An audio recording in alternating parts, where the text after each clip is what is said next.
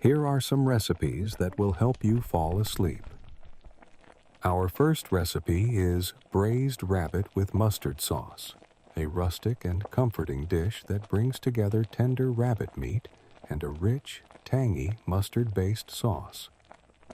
This French-inspired recipe is ideal for cozy dinners or when you want to impress with something unique. The slow cooking process ensures the rabbit is succulent and flavorful, while the creamy sauce adds a luxurious touch. Let's begin. Start by preparing the rabbit. You will need one whole rabbit, about 2.5 to 3 pounds, cut into 6 pieces, 2 legs, 2 thighs, and 2 loins. If the rabbit is not already prepped, you can ask your butcher to do this for you or carefully cut it at the joints using a sharp knife. Pat the rabbit pieces dry with paper towels and season generously with salt and freshly ground black pepper. Next, prepare the ingredients for browning and flavoring the rabbit. You will need 2 tablespoons of olive oil, 2 tablespoons of unsalted butter, and 1 cup of all-purpose flour for dredging. Lightly coat each rabbit piece in the flour, shaking off any excess, which will help achieve a golden crust during browning. In a large, heavy-bottomed skillet or Dutch oven, heat the olive oil and butter over medium-high heat. Once the butter is melted and sizzling, add the rabbit pieces in batches, ensuring not to overcrowd the pan. Sear each piece for 2 to 3 minutes on each side, or until golden brown. Remove the browned rabbit pieces from the pan and set them aside on a plate. With the rabbit browned, it's time to build the base for the mustard sauce. In the same pan, reduce the heat to medium and add 2 finely chopped shallots and 3 cloves of minced garlic. Sauté for 2 to 3 minutes, or until the shallots are soft and fragrant. Pour in 1 cup of dry white wine, scraping the bottom of the pan to deglaze and release any browned bits. Let the wine simmer for 2 minutes to reduce slightly. Now, it's time to create the braising liquid. Stir in 2 cups of chicken stock, 3 tablespoons of Dijon mustard, and 1 tablespoon of whole grain mustard. The combination of mustards gives the dish its signature tangy flavor and a hint of texture. Add 2 sprigs of fresh thyme and 1 bay leaf for an aromatic touch. Return the browned rabbit pieces to the pan, nestling them into the sauce. Ensure the liquid covers the rabbit about halfway. Add a little extra stock if necessary. Bring the mixture to a gentle simmer, then reduce the heat to low. Cover the pan with a lid and let the rabbit braise for 45 to 60 minutes, or until the meat is tender and easily pulls away from the bone. While the rabbit braises, prepare a finishing touch for the sauce. In a small bowl, mix 2 tablespoons of crème fraîche or heavy cream with 1 teaspoon of Dijon mustard. This will be stirred in at the end for extra creaminess and a slight tang. Once the rabbit is cooked through and tender, remove the pieces from the pan and set them aside on a serving platter, tented loosely with aluminum foil to keep warm. Discard the thyme sprigs and bay leaf from the sauce. Increase the heat to medium and let the sauce simmer uncovered for 5 to 7 minutes, reducing slightly to thicken. Stir in the mustard cream mixture and adjust the seasoning with salt and pepper to taste. To serve, spoon the mustard sauce generously over the rabbit pieces and garnish with freshly chopped parsley for a pop of color and freshness. This dish pairs beautifully with creamy mashed potatoes, buttered egg noodles, or crusty bread to soak up the flavorful sauce. A side of roasted root vegetables or a crisp green salad adds a delightful contrast. For variations, You can use chicken instead of rabbit for a similar preparation, or add sliced mushrooms to the sauce for an earthy depth of flavor. Another option is to incorporate a splash of brandy into the sauce during deglazing for an extra layer of richness. Leftovers can be stored in an airtight container in the refrigerator for up to 3 days. To reheat, place the rabbit and sauce in a covered skillet over low heat, stirring occasionally until warmed through. Avoid overheating to maintain the tenderness of the meat. Braised rabbit with mustard sauce is a dish that combines rustic charm with refined flavors. The tender rabbit and creamy, tangy sauce create a perfect harmony of textures and tastes. Whether you're hosting a dinner party or enjoying a quiet night at home, this recipe is sure to impress and satisfy. Give it a try and experience the comforting elegance of this classic dish. Our second recipe is pumpkin and spinach cannelon, a hearty and flavorful dish that brings together creamy pumpkin, vibrant spinach, and melty cheese in a rich tomato and bechamel sauce. Perfect for a cozy family dinner or a gathering with friends, this baked pasta dish is a guaranteed crowd pleaser. Its layers of flavor and creamy texture make it a satisfying vegetarian main course. Let's begin. Start by preparing the filling for the cannelloni. You will need 2 cups of cooked pumpkin, which can be roasted or steamed, and mashed until smooth. Roasting the pumpkin with a drizzle of olive oil and a pinch of salt enhances its natural sweetness and adds a subtle caramelized flavor. Combine the mashed pumpkin with 1 cup of cooked spinach, finely chopped and squeezed to remove excess moisture. Fresh or frozen spinach works well here, but make sure it's completely dry to avoid a watery filling. To the pumpkin and spinach mixture, add 1 cup of ricotta cheese, 1/2 cup of grated Parmesan cheese, and a pinch of freshly grated nutmeg.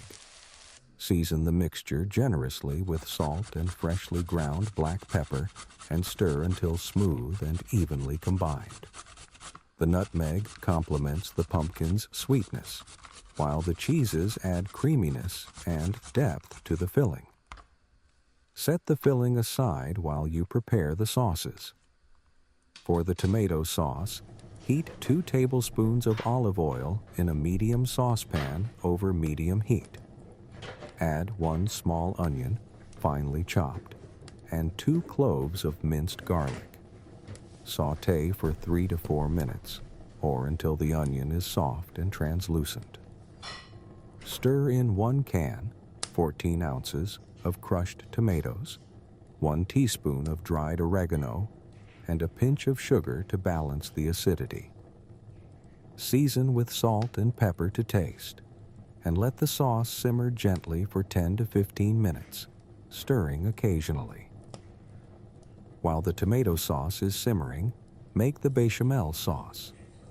In a separate saucepan, melt 2 tablespoons of unsalted butter over medium heat. Stir in 2 tablespoons of all-purpose flour and cook for 1 to 2 minutes, whisking constantly to create a roux. Gradually add 2 cups of milk, whisking continuously to prevent lumps. Bring the mixture to a gentle simmer and cook for 4 to 5 minutes, or until the sauce thickens to a creamy consistency. Stir in a pinch of salt, white pepper, and a dash of nutmeg, then remove from the heat. Preheat your oven to 375 degrees, 190 degrees, and assemble the cannelloni. If you're using dried cannelloni tubes, check the package instructions to see if they require pre-cooking. Alternatively, fresh pasta sheets can be used and rolled around the filling. Transfer the pumpkin and spinach mixture into a piping bag or a large zip-top bag with 1 corner snipped off. Pipe the filling into each cannelloni tube, ensuring they're generously stuffed. Spread a thin layer of the tomato sauce in the bottom of a greased 9 by 13 inch baking dish. Arrange the filled cannelloni tubes in a single layer on top of the sauce. Pour the remaining tomato sauce over the cannelloni, ensuring they are well covered. Drizzle the bechamel sauce evenly over the top, spreading it with a spatula if needed to create a smooth layer. Finish the dish with a generous sprinkling of shredded mozzarella cheese and an extra 1/4 cup of grated Parmesan cheese for a golden, bubbly topping. Cover the baking dish with aluminum foil and bake in the preheated oven for 25 minutes. Remove the foil and bake for an additional 15 to 20 minutes, or until the cheese is melted and golden brown and the sauces are bubbling around the edges. Let the cannelloni rest for 5 to 10 minutes after removing it from the oven. This allows the layers to settle, making it easier to serve. Garnish with fresh basil leaves or chopped parsley for a burst of color and added freshness. To serve, plate the cannelloni with a side of garlic bread or a crisp green salad for a complete meal. For added flavor, you can sprinkle red chili flakes or a drizzle of olive oil infused with garlic over the top. For variations, you can swap the pumpkin with butternut squash or sweet potato for a similar sweetness. Ricotta can be substituted with cottage cheese, and you can experiment with adding toasted pine nuts or crumbled feta to the filling for extra texture and flavor. Leftovers can be stored in an airtight container in the refrigerator for up to 3 days. Reheat individual portions in the microwave or cover the entire dish with foil and warm in a 350-degree, 175-degree oven until heated through. Pumpkin and spinach. Cannelloni is a delicious, comforting meal that celebrates the best of seasonal ingredients. Its creamy filling, flavorful sauces, and cheesy topping make it an irresistible choice for any occasion. Whether you're serving it to guests or indulging in a cozy dinner at home, this recipe is sure to become a favorite in your repertoire. Give it a try and enjoy the rich flavors and textures of this delightful dish. Our third recipe is seafood paella, a classic Spanish dish bursting with vibrant flavors and a medley of fresh seafood. This one-pan meal is perfect for bringing people together around the table, offering a delightful combination of saffron-infused rice, tender shrimp, mussels, clams, and squid. While the dish looks impressive, it's surprisingly simple to prepare with a little organization. Let's begin. Start by preparing the seafood. You will need 1 pound of large shrimp, peeled and deveined, leave the tails on for presentation, 1 pound of mussels, and 1 pound of clams, both scrubbed and debearded. If you're including squid, clean and cut it into rings. Rinse all the seafood under cold water and set it aside. Discard any mussels or clams that do not close when tapped lightly. Next, focus on the base of the dish, the sofrito, which provides depth and richness to the paella. Heat 2 tablespoons of olive oil in a large, shallow paella pan or wide skillet over medium heat. Add 1 finely chopped onion, 2 minced garlic cloves, and 1 diced red bell pepper. Sauté for 5 to 7 minutes, or until the vegetables are soft and fragrant. Stir in 2 medium tomatoes, grated or finely chopped, and cook for another 5 minutes, allowing the mixture to reduce slightly and concentrate the flavors. Once the sofrito is ready, stir in 1½ cups of bamba or arborio rice. The short grain rice is crucial for achieving the perfect texture, as it absorbs flavors without becoming mushy. Toast the rice for 1 to 2 minutes, stirring constantly to coat each grain with the sofrito. Now, it's time to infuse the dish with its signature flavor. Add 4 cups of chicken or seafood stock, warmed and mixed with a generous pinch of saffron threads. Saffron gives the paella its golden color and unique aroma. Stir in 1 teaspoon of smoked paprika and a pinch of cayenne pepper for a subtle smoky kick. Season the mixture with salt to taste, ensuring the broth is flavorful as it will season the rice. Spread the rice evenly across the pan and increase the heat to medium-high, bringing the liquid to a gentle boil. Once boiling, lower the heat to medium-low and let the rice simmer, undisturbed, for about 10 minutes. This allows the rice to absorb the stock and develop its signature texture. As the rice cooks, prepare the seafood topping. Arrange the shrimp, mussels, clams, and squid on top of the rice, gently pressing them into the surface. Cover the pan with a large piece of aluminum foil or a lid to trap the steam and cook for another 10 to 12 minutes.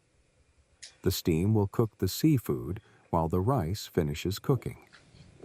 Check occasionally to ensure the liquid hasn't evaporated completely. If it has, add a small amount of hot stock or water.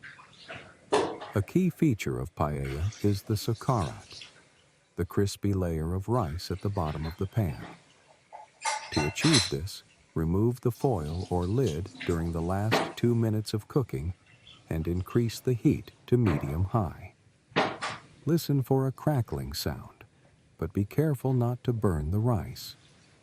This step adds a delightful texture and authentic touch to the dish. Once the seafood is cooked and the sucarat is formed, remove the pan from the heat. Cover it with a clean kitchen towel and let it rest for 5 minutes. Resting allows the flavors to meld and the rice to set. To serve, garnish the paella with freshly chopped parsley and lemon wedges for a burst of freshness and acidity. Place the pan at the center of the table and encourage everyone to dig in family style. The vibrant colors and inviting aroma make this dish a true centerpiece for any meal. For variations, you can customize the seafood selection based on availability. Scallops, lobster, or fish chunks can be excellent additions. For a meatier version, consider adding chorizo or chicken thighs, browning them in the pan before starting the sofrito. Leftovers can be stored in an airtight container in the refrigerator for up to 2 days. Reheat the paella gently on the stovetop with a splash of water to restore its moisture. Seafood paella is a dish that captures the essence of Spanish cuisine. Vibrant, communal, and deeply flavorful.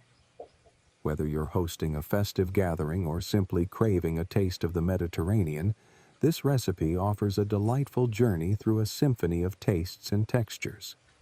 Give it a try and bring the spirit of Spain to your table.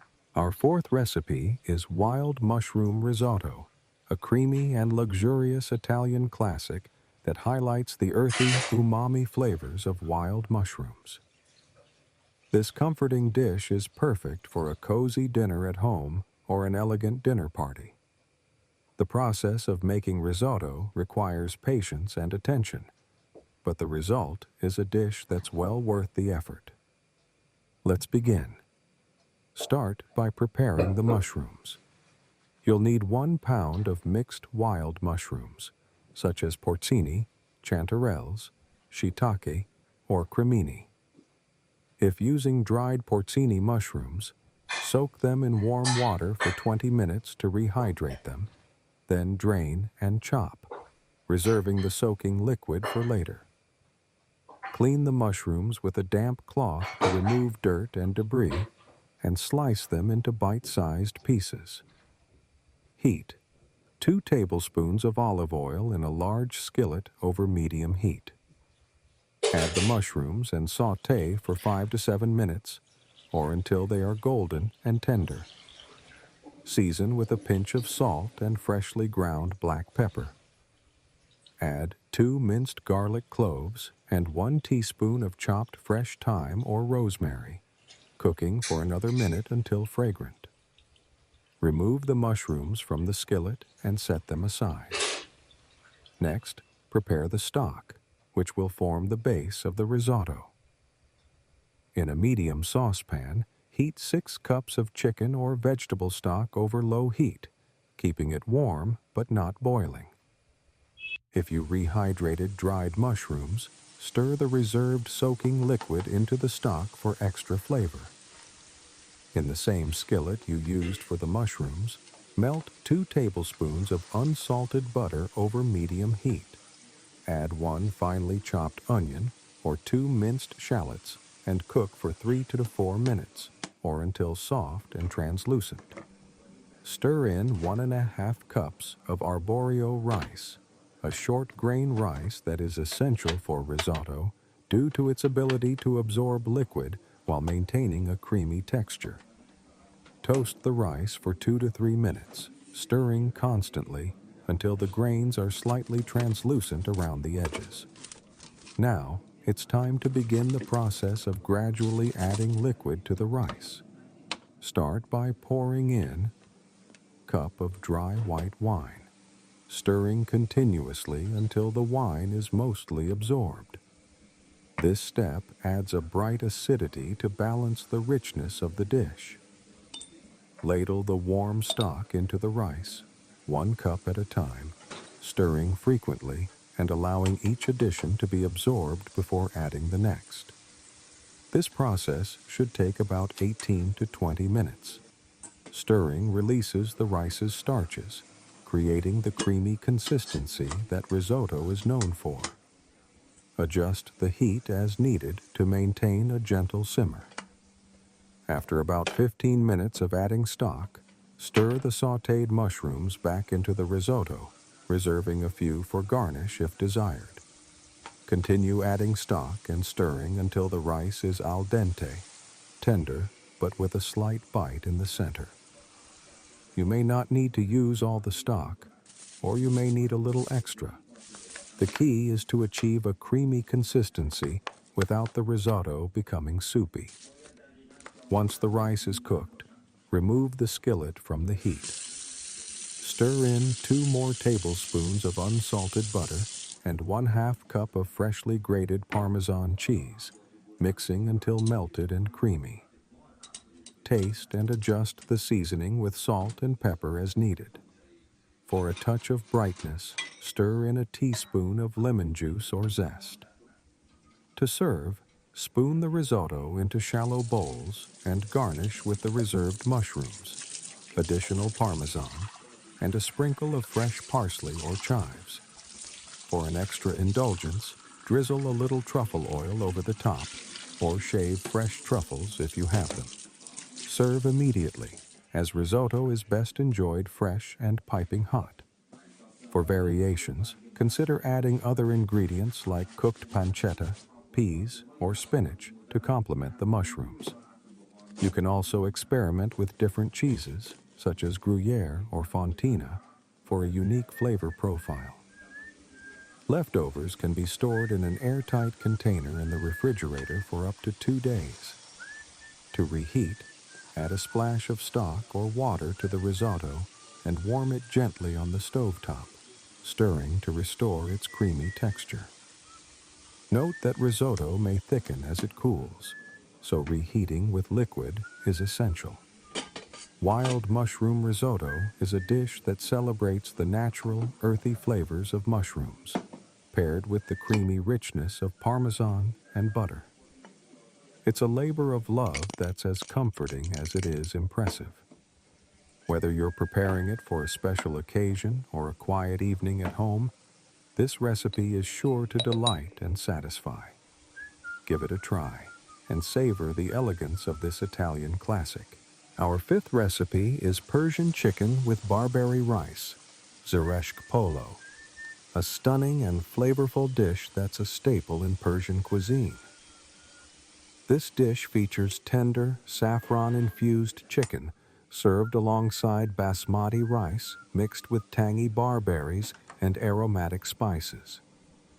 It's a celebration of contrasting flavors, sweet, sour, and savory, that come together in perfect harmony. Ideal for special occasions or a comforting dinner, this recipe is sure to leave a lasting impression. Let's begin. You'll need 4 bone-in chicken thighs or drumsticks.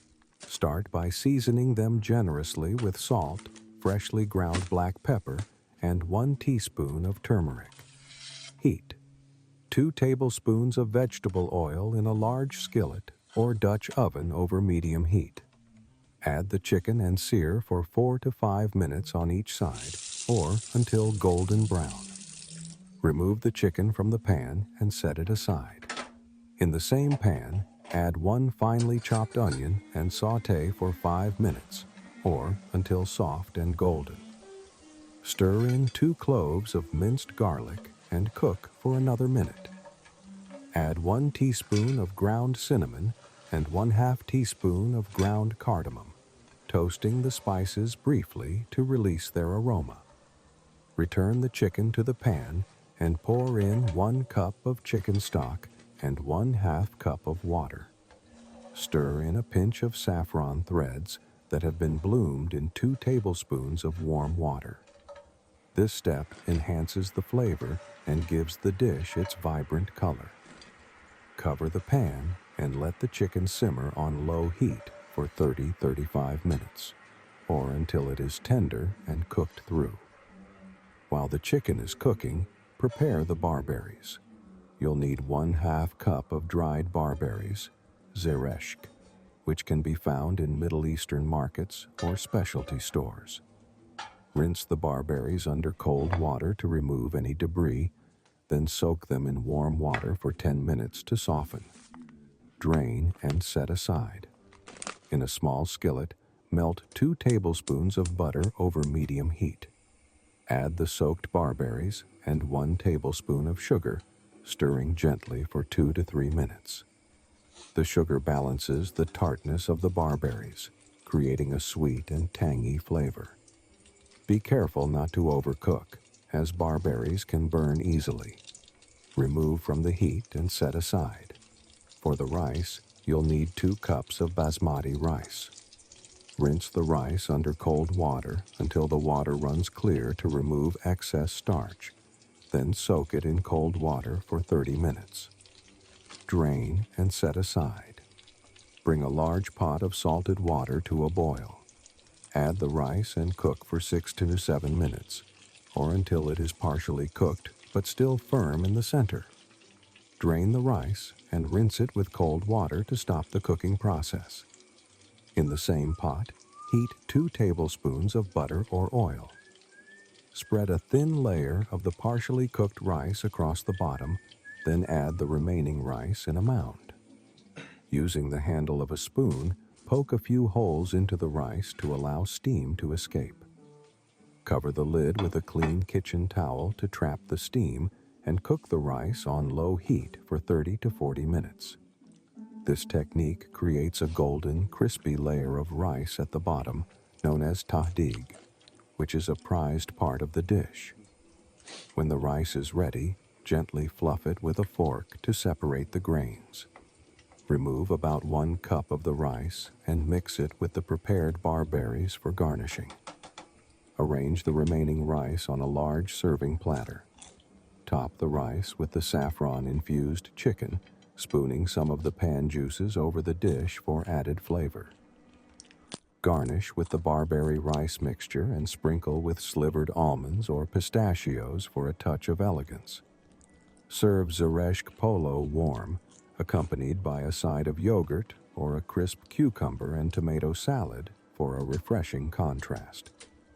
For variations, you can mix golden raisins or dried apricots with the barberries for added sweetness, or substitute barberries with dried cranberries if unavailable. Adding orange zest or rose water to the barberries creates an aromatic twist that complements the dish beautifully. Leftovers can be stored in an airtight container in the refrigerator for up to 3 days. To reheat, warm the rice and chicken gently on the stovetop or in the microwave, adding a splash of water to restore moisture. Persian chicken with barberry rice is a dish that combines rich cultural traditions with vibrant flavors. The tangy sweetness of the barberries, the aromatic saffron, and the tender chicken create a symphony of tastes that's both comforting and exotic. Whether you're serving it for a festive gathering or treating yourself to something special, this dish is sure to impress. Give it a try and bring a taste of Persia to your table.